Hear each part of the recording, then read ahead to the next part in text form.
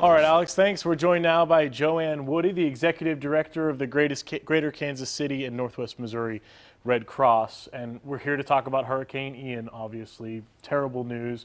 You said you got about 20 volunteers down there now. That's correct. About 20 of our volunteers from across our jurisdiction have made the trip down, some of which were down there before the hurricane actually made landfall. Wow. And what do you want people to know about the effort right now? Right now, the needs are great, and the recovery is going to be long-term.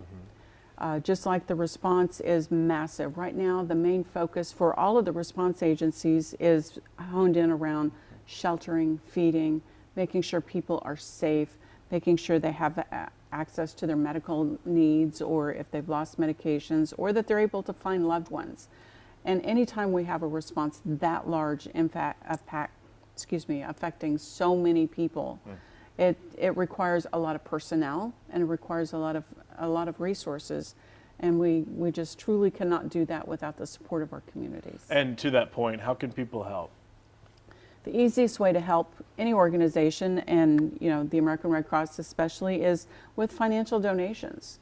A lot of folks like to give they want to give something tangible. They want to collect things and send them down because that's giving a piece of ourselves to help someone in need, and that feels good. But financial donations are the most effective and the most efficient way to support relief efforts like that, because it allows us to be very flexible and allows us to be very specific in how we meet the needs of those who've been affected. As far as you guys in the budget and the resources, how costly has this storm been for you so far?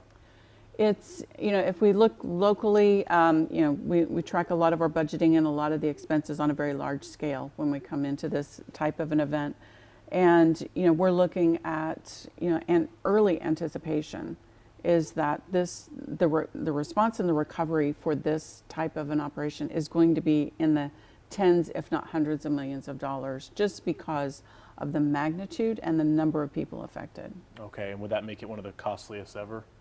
It could definitely be very right up there at the top. Well, thank you so much. You can find more information about the Red Cross on their website, social media. Joanne, thank you for being here. And thank you very much for the opportunity. All right.